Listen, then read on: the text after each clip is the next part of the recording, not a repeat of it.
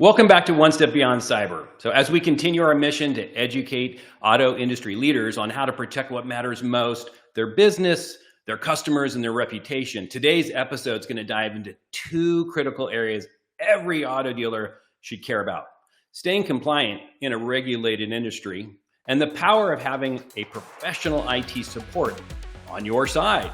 So to help us navigate these challenges, we've got Nick Moyes with ComplyAuto. So Nick has seen firsthand how dealers struggle with privacy laws, vendor risks, and security gaps. So let's go ahead and let's welcome Nick to the show. It's great to meet you. I'm looking forward to seeing where our conversations go today. Welcome on. Pleasure's all mine. Thank you, Scott, for having me. Absolutely. So listen, let's do a little background because this is going to be really interesting. So Nick, tell us about, a little bit about yourself and your journey as far as how you ended up working with ComplyAuto as well. So I got my cut my teeth actually selling cars for a top 10 auto group. Sold Volkswagen, Audi, and eventually I got promoted to Porsche, and Wow. did that 06 to 08. And from there, I actually started my own car buying consulting service to assist folks, kind of like a real estate agent, but for buying new cars only. So I would pit dealerships against each other. I'd been on the other side of the table, so I knew all the tips and tricks. And Yeah. it was Your Auto Wingman was the name of my side hustle there. Yeah. And then I started working for a third party compliance software company, one of the largest in the world, Avetta. And I was worked as an account executive and eventually got promoted to global marketing campaign manager for them. And then I got a call from my old auto group, and they said, "Hey, we've gone national. We're now the 8th largest auto group in the country, and we have got to have somebody running compliance for us on a national and obviously state regulatory level. It's just too large. We've got 5,000 employees and 70 rooftops, and so it's a Wow. lot to manage." And so I joined that team and was compliance officer there for over 6 years, and really just trained 800 managers nationwide. I was in charge of audits. Did such a great job, apparently, with the privacy and cybersecurity side, that they asked me to start working on our EHS, so environmental health and safety in the shops, building our OSHA programs and compliance in that regard. And and then I ran into ComplyAuto because my Utah State Dealer Association president forced me to take a meeting with their CEO, and I'm happy to expand on that further. But They forced you. Hey, are those auto type brokers, your side hustle, are those still around today? I'm sure they exist in some form or fashion, but it is very time consuming, and you'd need to scale it on a different kind of level. But a car buying assistant is worth their weight in gold. And not that uncle who used to work on Volkswagens. He works in the shop. He thinks they all break. That's all they do. So Yeah. don't get car buying advice from that guy. Yeah. I used one to buy my very first car, when Really? I was 16 or whatever. And I found it very helpful. And then I totally forgot about it until you just said that, you did that years ago. So I was just curious. It also seems like with the internet, maybe AI, which we'll get into later, might be able to, shop that stuff for you. But I don't know. I'm just Yeah, saying. rapidly changing landscape for sure. Way. But it's an So intimidating process, intentionally so. But we can talk about that. absolutely. Yeah, absolutely. So I understand from having conversations with you that you had a game-changing sort of conversation with the CEO of ComplyAuto in Utah, and that actually even caused you to become an investor. Could you tell us a little bit about that story? Well, not an investor, but yeah, the CEO pitched to me personally, Oh, okay, and to hire you. no, not to hire me, to get my auto group on board with ComplyAuto. So the sales, he was acting as the person He trying to sign was you up. sales engineer, sales rep, account executive, all in one, and I was kind of blown away as to why Love it. he Love was it. bothering to. I was confused. I'm like, why is the CEO here pitching this to me? And I thought, oh, he's not going to really know his product. He might not know the ins and outs and the nuance of, in particular at the time, what was causing me to stay awake at night was the FTC safeguards rule. that had just been announced. And we had a 12-month lead time before regulations were going to be implemented or enforcement action was going to begin. And so I was doing okay. I was feeling pretty confident. I had a huge IT team. My CTO was on board. I was meeting with them on a regular basis, and I was working my way through I think there's about 13 different categories that are required to be in compliance. And I used to joke that it's like HIPAA compliance for the auto industry. We just we don't turn the battleship quickly in the automotive world. We went from credit apps to Reynolds DocuPads almost overnight, and everything went digital. And there was no real like, hey, heads up, this is going to cause all kinds of new complications. We can talk about those in a little bit, but so my CEO is sitting there pitching to me, and I told him straight to his face before the meeting started. I said, listen, I apologize. I feel bad. The Utah State Dealer Association president's in the back of the conference room. And I said, I only took this meeting because I was forced to. This guy over here freaked out my executive team. They don't know that I am, sleepless nights are occurring right now getting ready for this, but I'm going to be ready 3 months ahead, the original deadline, which was December of 2022. And I'm good. I'm not going to buy anything today, but if you want to show me what you have and chicken little this thing till the cows come home, I'll listen to your presentation.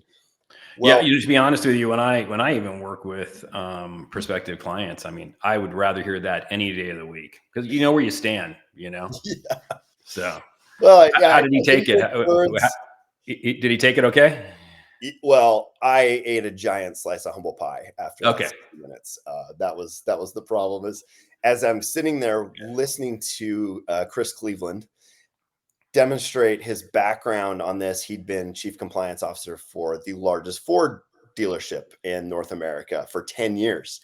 And he'd come up with this idea of consolidating this, because the problem comes for the consolidation of auto dealers across the country. I mean, there's only 2 in the top 20 auto groups that are still privately held. Everybody else has gone public. Really? The consolidation is really, succession plans are hard to continue on, first gen, second gen, third gen.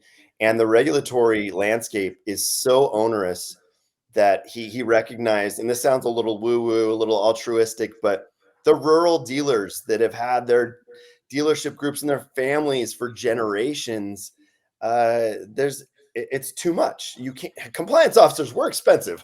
And so for a rural dealership who's maybe selling 30, 45 cars a month, it's just not in the cards, but they're still beholden to the same safeguard, rules, and that's problematic. So he and a buddy of his that also worked at the dealership co-founded the company, and they just started chipping away. And I've spoken to him since then, and he said, I never expected this to go beyond maybe 60 dealerships in Southern California, and now we're in 10,000 rooftops nationwide, and we are endorsed by 43 state dealer associations, and that's so I'm about backpedal a little bit back, but when Chris demonstrated what really impressed me about the solution right out of the gate was the comprehensive nature of it. There was no gotcha moment. I was going to poke holes in, oh, well, you're the CEO. Do you know this little nuance about the safeguards rule? Have you accounted for XYZ? And I was just chomping at the bit to find a gap in his alleged solution. And by the end, like I said, I ate a giant slice of humble pie. That's funny. Told him to his face that he was charging too little. Yeah, you're in that meeting. Absolutely. I kind of feel like, we're going to go into what ComplyAuto is next. And I kind of feel like you've democratized sort of this complicated process and requirement, and the little guys can afford it. So on that note, tell us a little, tell our audience, like, what is ComplyAuto all about? And what are the things that ComplyAuto does for auto dealers? Yeah, we first and foremost, our bread and butter is the ComplyAuto privacy solution, which manages all of the FTC safeguards requirements in one central SaaS software as a subscription solution that's all online. And because we've been on the other side of the table, we've had vendors pitch to us. We know what it's like to be on that. And 25% of our employees have actually worked in or for dealerships. So we hire from within the industry so that we can talk the talk. We know the language. We know what it's like to sell and service cars and the daily struggle. And it's, what have you done for me today? Right. The deadlines and the commissions, and it's a challenge. And most folks don't understand what that's really like. And so we hire from within the industry. And the privacy safeguards rule requires, there's a lot of heavy lifting in there. There's vendor management, there's multi-factor authentication, there's encryption of customer data in transit and at rest. There's, you've got to have your incident response plans all built out and all the possible scenarios there. I'm trying to think. You've got to do an annual pen test of your network every year, and I priced that out for my auto group, or for my rooftops, and my CTO and I had vetted a couple of pen test companies, and it came out, it was going to be $90,000 annually. And pen tests aren't one of those things you want to go with the cheapest denominator.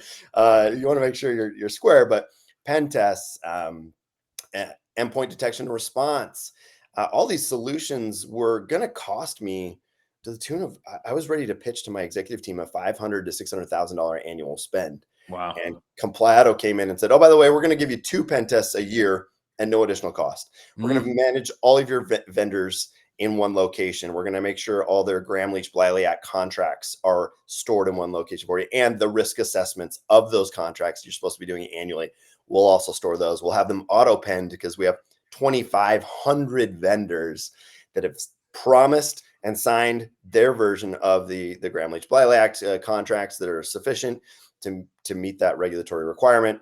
And then we've also got it queued up so that you can do a risk assessment of those contracts annually, and those are signed. So we've really consolidated a lot of the heavy lifting, and that's not even to talk about privacy rights management.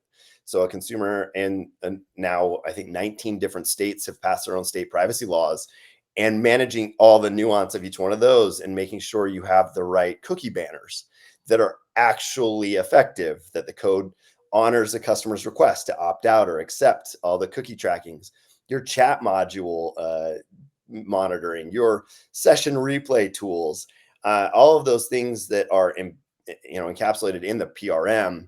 We handle that. We send you the HTML. We onboard you, managing all of the opt-outs, and having a cookie banner. They're not all created equal. The FTC is cracking down on folks for dark patterns, basically fake cookie banners that aren't actually reflective of what you're doing with the customer's personal information as they visit your website, those things.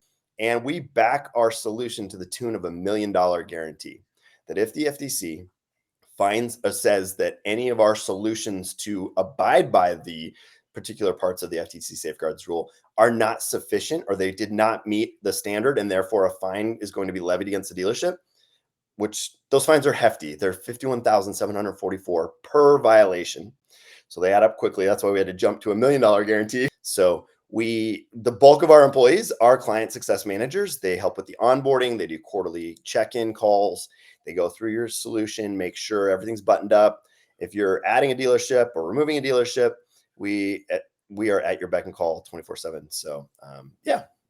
Okay, great. So I know you were one of the first licensed members of the California New Dealer Association. In fact, they had a little shindig last week. I know somebody from your team was there, and we were there as well. And so we just announced that One Step Secure IT is now a licensed service provider. I think we might be the exclusive IT service provider. So we're pretty proud of that. From your perspective, though, what does the partnership mean for California dealers? And like when it comes to IT and security, do you think they're ahead of the game, or do you still feel that they're playing catch up?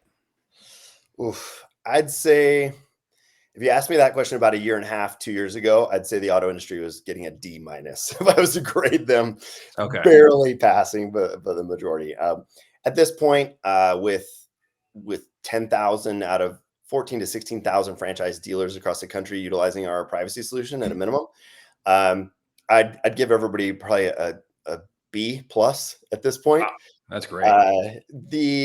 A lot of the dealers, initially, we had to do a lot of educating. They didn't understand what they didn't know. They converted from paper credit apps to digital virtually overnight. And identity thieves were thrilled because up until that point, if you wanted to go into a dealership and steal someone's identity, you had to walk into their parts department, hope a gate was unlocked, and grab a banker's box full of deal jackets, right? Now, with it all being digitized, they get to steal identities from the comfort of their homes. And I think it catches dealers off guard because they are so slow to turn the battleship. They going from physical to digital overnight was just a huge transition and a lot of playing catch up. And that's where I think, I'd give them a D- to a B plus in that arena at this point.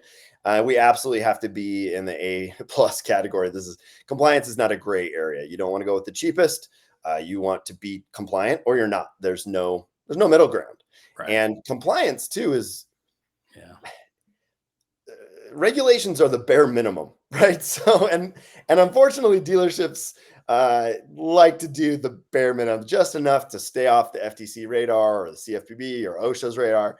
And Right. that's not even a great spot to sit. So if a dealership has an MSP like yourself, managed service provider, our experience is that MSPs, once they find out that we exist, they love it because MSPs that don't know how to manage vendors, they don't know how to do the privacy rights management. How do you get a cookie banner that's compliant with all the vendors and all the sharing of financial information that dealerships do?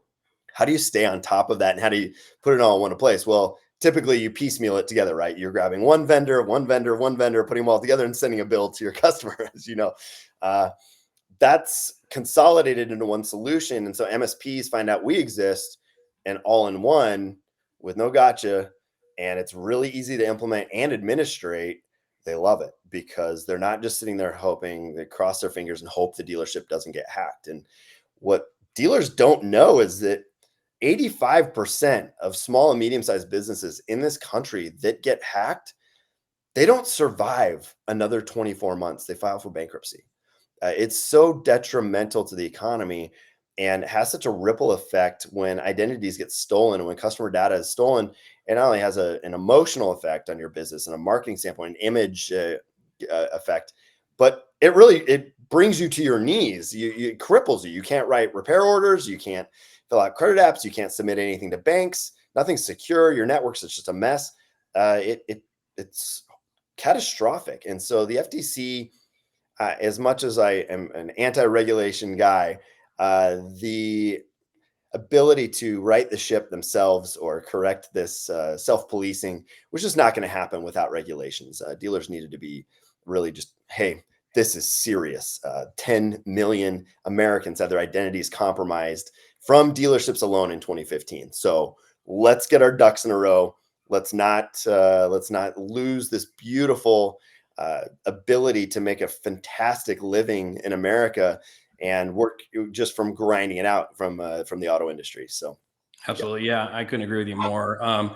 Some overreaching, but overall, I think compliance helps industries for the most part. I'm not talking about overreaching or anything like that. I agree with you wholeheartedly. So yeah, you touched on this grading topic, which I wanted to get into, which was really good. And when we're talking to dealerships, there definitely is sort of, I don't know, 3 or so buckets of people that we see. You know, they're like the ones that pretty much want to make their best efforts to being compliant and keeping their businesses and their clients' data safe. Then there's the ones that are like, what's the cheapest way to do it? I have to do it, but I don't really like doing it. And then those are just too small. And you talked about those, the more rural people. And I think they'll do the best job they can, you know. well, that's why those endorsements, like from the California New Car Dealers Association, really hold their weight, is because those rural dealerships, they don't have time to sit down and vet every single Tom, Dick, and Joe dealership out there. And so they rely on their associations to do the vetting for them. They hire an Automotive Trade Association executive. We call them ATAEs. That's the president. They don't own dealerships. They're hired by the dealership state association board to go out and find good vendors that are relevant, to stay on top of the compliance things in the world that they need to be aware of, and also find other solutions that are helping them run their business more profitably or more efficiently. So when we, and like yourselves, just congratulations, by the way, California is the CNCDA is a difficult group to get into. When you can get those state endorsements, they are, to speak to your audience, they're basically a channel partner. Because how do you advertise to someone who owns an auto dealership? You can't really run Google ads. There's not enough targeting in the world to find out who dealer principals are. And so these associations are absolutely paramount to that. So it means the world to us to be endorsed by California for not only our privacy solution, but also our safety solution. We have to help manage the OSHA compliance in the shop. And we won't talk on that too much today, but it is available and we are endorsed by California and then 42 other states. So it's been a grind. It is difficult to get these board approvals, to get endorsements, and there's different tiers, but that's just they are critical. And what folks may not know is that there is a National Auto Dealer Association, but the state dealer associations are run independent from that. It's not NADA with an umbrella. And their branches, they are all independently owned and operated, and because it's better on a local level. So yeah, that makes total sense. So you did touch on something a little earlier. I want to see if there's maybe a little bit more conversation we can have on it, which because we have this conversation with our clients and the people we're working with, and there's this concept and this baseline, right? This sort of threshold minimum that you should hit, which is sort of compliance, right? Compliance is the you can't do less than, let's say, the FTC standards, right? Right. But if you want to actually protect and secure beyond those minimum requirements, this conversation around this poverty line. Have you heard about that?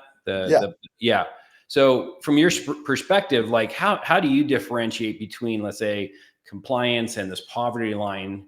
And do you see that businesses are mistaking compliance for like being, I'm done. I did it. There's no more. Yeah. Like, where do you see that? Like from your experience? I think dealerships, once you start talking about the safeguards rule and you get into the granularity and you start talking multi-factor authentication and endpoint detection response and 24/7 MDR, their eyes gloss over and they go, oh, yeah, eye roll. And they want to hear, I hate to break it to the auto industry, but they want to hear that it's a set it, forget it, just buy the solution and everything's gravy. You never have to think about it again. And there is, for the right price, you can get to that. But again, compliance officers, good IT MSPs like yourselves are not cheap. But the catastrophic nature of a security breach can cost you you could be third generation auto dealer and one security breach just destroys legacies of opportunity. And it's not something you want to roll the dice with. If you want to be 100% compliant and never have to think about it, then you got to buy the Mercedes of compliance. And again, you want to go with the cheapest common denominator, you're going to have a regulator at your door and they're going to be there after the fact. The FTC is going to show up after you've been hacked. Right. After your customer complaints are just overwhelming their inbox, and the FTC is even your state AG is just going to show up at the end at the rubble that's left of your business and throw gasoline on the embers, and it's going to ignite again. And you're like, oh my gosh, like I'm already stuck. I'm already out millions of dollars. My cybersecurity insurance is not going to pay me out. My business interruption is like making me jump through all these hoops to get paid back. And then you close your doors. It's a scary premise that we just absolutely don't want, because like I said, there's very few industries in this country where you can start out as a lot tech or a porter and work your way up to be a general manager of a store and eventually reached out by an OEM and say, hey, you want to buy more franchises? Without any education. It's just hard work and grind. And this industry allows for that. And there's a lot of families and employees that are affected And, some guy wrenching on a car in your shop, he doesn't have any control over whether or not you do a great job of making sure your firewalls are up to date, or your all your workstations have got the latest version of Microsoft and Windows on them, right? So, Oh, uh, yeah, we you know. Yeah. yeah, it's there's too much at stake to roll the dice here. I mean, it's There, probably like the IRS, right? I mean, the IRS, you get audited, after the fact, yep. and now After you're after dealing you've made with, a headline, yeah. yeah, now you're dealing with an auditor, Mhm. and so it's much better to, just be in the right position so that you're not going to be impacted as much. So anyway, yeah, we fight that fight all day long, because we'll run into people and they're like, we've got it all handled, and we're like, well, what does that mean? And once you dive in a little bit deeper, then we've got the boxes checked, so to speak. They're still missing tremendous opportunities to be more secure. So Yeah, I mean, the FTC safeguards rule is it's massive. It's over it's 168 pages long, and then it is mind-numbingly, unless you eat, drink, and breathe this stuff, unless you're an MSP, an IT guru, it's a lot to wrap your head around. And you think, well, it's okay. I'm a small fish in a big pond. I'm a 3 rooftop group. I don't need to worry about it. I have news for you. The big boys are all squared up. The top 20 are reporting to the SEC as well. So yeah. they have their ducks in a row. The only fish left in the pond are the little ones. And if you think you're going to fly under the radar, that is a gamble. And that's where the hackers are going to go. And it's easy to see on your website. Hackers or plaintiffs' attorneys, right? Because your privacy rights management isn't up to snuff. And we're going to we're going to send you a demand letter from a California law firm saying our customers went to your website and you did not tell them that you were sharing their information with Meta and Google, and your reject button on your cookie banner didn't actually reject any of the cookies that are loading. I reloaded your header. Here's the screenshot. Send us $60,000. and you just settle, and you don't hear about it. And from your competitor down the street that this happened to them, and now it's happening to you. You just quietly pay those fees, and then you're going to hire a decent MSP. You're going to hire ComplyAuto to manage this for you. Oh man, for a couple $100 a month, you have all of this squared away. But you do Absolutely. need to have somebody administrating it. That is what the big misconception. This is, yes, you can turn it on, but it has to be an active management, and you need a company or a team of companies that can manage that for you and stay on top of the latest and greatest. Yeah, evolution. So, and even compliances aren't static, right? So, No, no, our uh, legislators don't sleep. so I don't think a podcast can be had today without the topic of AI. So it's everywhere, right? And it's an incredible tool. I mean, there isn't a day I'm not using it to help me figure some stuff out. And I think I heard, I don't know if it was Bill Gates that said in 10 10 years. years there won't be anything, that Doctors AI. and lawyers will be unnecessary, is what he said. Yeah. Yeah, exactly. Yeah, no more sharks. But yeah, so I know there's different approaches to this whole AI, this whole AI thing. And so what are your thoughts on, let's say, balancing AI, IT leadership, skilled professionals in today's business, and how can, let's say, dealerships in particular ensure they're making some of the right technology decisions? Like any advice there?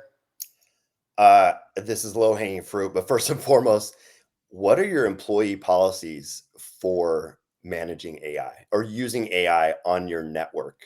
What tools are you allowing to be downloaded to your workstations, and are you monitoring them actively? Do you have corporate accounts that your employees can use only for that are closed systems? That's available. You've got to get some kind of regulation policy for your dealership in place. Yeah. I'd ask, an MSP, like, well, where do we start? How do we? It's kind of along those lines of incident response plans that are required. But this is something that's not regulated yet. But if you want to protect your dealership, I would strongly recommend having a general counsel that's familiar in this. Create those templates, create those policies, get your employees to sign them. and strictly monitor the use of AI within the dealership. It's helpful. I mean, a dealership might have all your emails being drafted in a HubSpot or any kind of MailChimp, and drafting those emails for your employees to follow up with customers on buying their next vehicle. But what else are they using it for? And is it leaving your system? Is it leaving your network vulnerable to hackers? What are those policies? What are the use cases that are allowed for? And have that ironclad, and it should be part of onboarding every employee from now on. 100%. Yeah. Yeah, we're sticklers to those exact policies you're talking about. Most people don't even know that anything that you're doing within some of these popular AI platforms, it's just like Facebook. Anything you're entering, uploading There's is becoming public domain at that point, right? Yeah, you're just giving it away. Yeah. So if you upload a company policy on something and it's got your name and logo on it, it's scary. And like we'll Fair do use. searches. We don't think we'll come back with responses. We'll do searches like, what is this auto dealership's policy on blank or something like that. That's not necessarily on their website. And it will say, oh, so and so is this, which means somebody did some work online and they didn't strip out their information. Proprietary information. Yeah. And it's problematic. It wasn't as problematic up until December of 24 with ChatGPT, because it was capping the information it was gathering, right, to 2021 and then 2023. Now there's a button you can click in ChatGPT, the little globe, and it will search the web, and you can use those searches, and they can be used against you. It's just it's coming into real time really fast, and it's extremely problematic from a number of scenarios. There's a lot of Chicken Little that I could dive into, and we can go rabbit hole all day long. Yeah.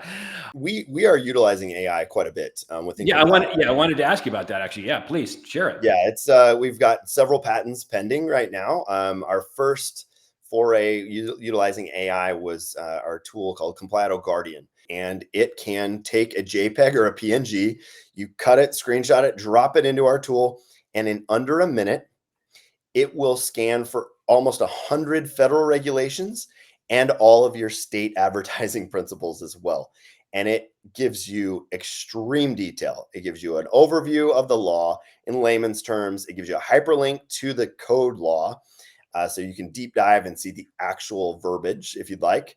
It's all hyperlinked if it comes back with a violation or a pass. And then it walks you through how you can remedy the situation immediately. And then also we have a deal check I apologize, deal jacket auditor. So you can upload 25 deals at a time, whether it's a cash, finance, or a lease deal, it doesn't matter. And we will scan it for all federal and state regulations to make sure that you haven't broken any laws within the deal jacket. Also, within there, you can assign remedial training directly from ComplyAuto Guardian. We have our own in-house by dealers for dealers training built in for OFAC, for red flags, for IRS cash reporting, dealership security awareness. And as you want to mitigate and manage these violations, you start typing the employee's name. It's going to auto-populate, because we're going to sync with Active Directory or Google Suite. And you can assign them, what training would you like to assign them to? I'd like to assign them to OFAC training, because they continue to try, they're making us vulnerable.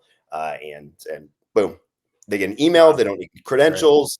They get a hyperlink that's unique to them. And you can put a little note in there and say, hey, you've got 30 days to do this. And then notifications get sent to superiors in the event that it's not completed in time, or they're coming up on deadlines, and you can set all of that cadence. So it's great use. It's amazing. Great use of AI. And I think that's what's going to keep, it's just going to continue to proliferate, Cool. So look, that's it. That's where I don't think our audience can handle any more of this techno talk, but you really done an incredible job. And I want to thank you for your time, sharing all of these critical things for our listeners and what they need to stay on top of, and how they can survive, but how they can grow in these coming years using this combination of what you guys provide, what IT providers provide. I mean, that's a good team for them to have. So Yeah, let's get dealers back to doing what they do best, and that's selling and servicing cars, and hire One Step to manage it, and then ComplyAuto to be 100%. in your corner from the software standpoint, to just really keep all your ducks in a row, so you can do what you do well, That's right. making money, keeping food on the table for everyone and all your employees, and keeping your doors open for generations to come. Now, if this conversation got you thinking, make sure you subscribe, leave a review, or share it with someone in the industry who could benefit from it. So thanks again for listening. Stay secure, stay compliant, and we'll see you the next time.